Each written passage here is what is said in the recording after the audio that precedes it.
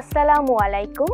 স্বাগত জানাচ্ছি জান্নাতুল Marwa travel and tour নিবেদিত সিআরএস টিভির আজকের রাতের সংবাদে।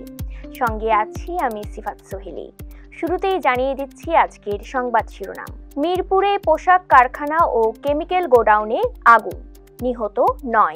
চাকসু নির্বাচনে শিক্ষার্থীদের জন্য বিশেষ ট্রেন ও বাস ব্যবস্থা। কুমিল্লায় বিদেশি পিস্তল সহ ২ যুবক গ্রেপ্তার। সিলেটে ট্রেনের টিকিট কালোবাজারি, তদন্তে ডিসি। এবং মাহি রাকিবের সম্পর্ক নিয়ে নতুন রহস্য। এবারে বিস্তারিত সংবাদ। রাজধানীর মিরপুর শিয়ালবাড়িতে মঙ্গলবার সকাল ১১:৪০ একটি পোশাক কারখানায় বিস্ফোরণের পর পাশের কেমিক্যাল গোডাউনে আগুন লেগে অন্তত ৯ জন দগ্ধ হয়ে নিহত এবং ৮ জন আহত হয়েছেন। ফায়ার সার্ভিস জানিয়েছে, মিরপুরে আগুন নিয়ন্ত্রণে আনতে তাদের ৮টি ইউনিট কাজ করছে। তবে কেমিক্যাল গোডাউনের রাসায়নিক কারণে আগুন পুরোপুরি নিয়ন্ত্রণ আসতে পারছে না। আমরা ধারণা করছি যে এটা কেমিক্যাল, যে প্রথমে একটা বিস্ফোরণ টাইপের হয়েছিল, যেখান থেকে আপনার মানে বিষাক্ত গ্যাস, যেটা খুবই টক্সিক, যেটা খুবই ফ্লাশ ওভার হয়ে ওই বিল্ডিংয়ে আসে। আমরা ধারণা করছি কিন্তু বিষয়টা যে এটা ইনহেল করে তাৎক্ষণিক ইনারা হয়তো মৃত্যুবরণ করেছেন আমরা ধারণা করছি, এবং এই কারণে ওনারা হয়তো সরতে পারেন নাই। বাট অনেকেই আমরা যখন আসছিলাম, আমাদের অন্যান্য ফায়ার ফাইটার যারা ফার্স্ট রেসপন্ডার, তাদের থেকে আমরা যখন শুনলাম যে তারা অনেকেই চলে যেতে পেরেছে, বাট ইনারা হয়তো টক্সিক গ্যাস ইনহেল করেই ওখানে আপনার মৃত্যুবরণ করেছে বলে আমরা ধারণা করছি। প্রত্যক্ষদর্শীরা জানিয়েছেন, মুহূর্তের মধ্যেই আগুন ছড়িয়ে পড়ে। উদ্ধার কাজে সেনাবাহিনী, পুলিশ, র্যাব, বিজিবি, স্বেচ্ছাসেবক এবং আশপাশের বিশ্ববিদ্যালয়ের শিক্ষার্থীরা সহায়তা করছে। ফায়ার সার্ভিসের পরিচালক লেফটেন্যান্ট কর্নেল তাজুল ইসলাম জানান, গার্মেন্টসের আগুন নিয়ন্ত্রণে এসেছে, তবে কেমিক্যাল গোডাউনের আগুন এখনো নিয়ন্ত্রণে নেই। চট্টগ্রাম বিশ্ববিদ্যালয়ে আগামীকাল বুধবার অনুষ্ঠিত হতে যাচ্ছে কেন্দ্রীয় ছাত্র সংসদ, চাকসু ও হল সংসদের নির্বাচন।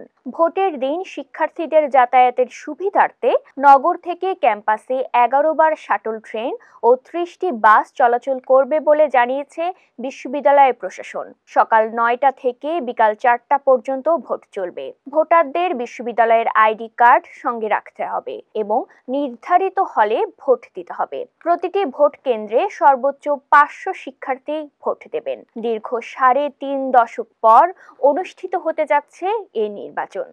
কুমিল্লার আদর্শ সদর উপজেলার ভাটেকেশ্বর এলাকায় অভিযান চালিয়ে বিদেশি পিস্তল, গুলি ও মাদক সহ 2 যুবককে গ্রেপ্তার করেছে র্যাব 11। গ্রেপ্তারকৃতরা হলেন রিয়াদ হোসেন ও মামুন মিয়া। র্যাব জানায়, রিয়াদের বিরুদ্ধে 18টি এবং মামুনের বিরুদ্ধে 7টি মামলা রয়েছে। তারা ভারত থেকে অস্ত্র ও মাদক এনে দেশে বিক্রি করতেন। অভিযানে একটি বিদেশি পিস্তল, একটি ম্যাগাজিন ও 3টি গুলি জব্দ করা হয়েছে। গ্রেপ্তারকৃতদের বিরুদ্ধে কুমিল্লা কোতোয়ালি থানায় মামলা প্রক্রিয়াধীন। সিলেটে ট্রেনের টিকিট কালোবাজারি নিয়ে অভিযোগের প্রেক্ষিতে রেল স্টেশন পরিদর্শন করেছেন জেলা প্রশাসক মোহাম্মদ সারোয়ার আলম। তিনি জানান, অনলাইনে কয়েক মিনিটের মধ্যেই সব টিকিট শেষ হয়ে যাওয়া স্বাভাবিক নয়। এতে কারসাজি আছে। কোথায় কালোবাজারি হচ্ছে তা খতিয়ে দেখা হবে এবং জড়িতদের বিরুদ্ধে ব্যবস্থা নেওয়া হবে। যাত্রীরা ট্রেনের টিকিট সংকট নিরসনে ট্রেন বাড়ানো ও কালোবাজারি বন্ধের দাবি তুলেছেন। এবারে বিনোদনের খবর। 1.5 বছর আগে স্বামী রাকিব সরকারের সঙ্গে বিবাহ বিচ্ছেদের ঘোষণা দিয়েছিলেন চিত্রনায়িকা মাহিয়া মাহি। এরপর থেকে দুজনকে আর একসঙ্গে দেখা যায়নি। তবে সম্প্রতি যুক্তরাষ্ট্রে অবস্থানরত মাহি হঠাৎ স্বামী ও সন্তানদের সঙ্গে 2টি ছবি পোস্ট করেছেন। একই ছবি স্বামী রাকিবও নিজের ফেসবুকে পোস্ট করেন। এই ঘটনাকে ঘিরে আবারও রহস্য তৈরি হয়েছে।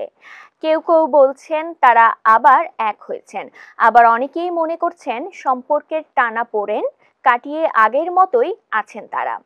তবে এখন পর্যন্ত মাহি কিংবা রাকিব কেউ এই বিষয়ে কোনো মন্তব্য করেননি। ভক্ত শুভাকাঙ্ক্ষীরা ছবির নিচে ভালোবাসার ইমোজি ও শুভেচ্ছা জানাচ্ছেন। এখন দেখার বিষয় এই জুটির পক্ষ থেকে আনুষ্ঠানিকভাবে কি ঘোষণা আসে। এই ছিল আমাদের আজকের সংবাদ। পরবর্তী সংবাদ দেখার আমন্ত্রণ জানিয়ে আমি সিফাত সোহেলি আজকের মতো বিদায় নিচ্ছি। সবাই সুস্থ থাকবে, নিরাপদে থাকবেন। আল্লাহ হাফেজ।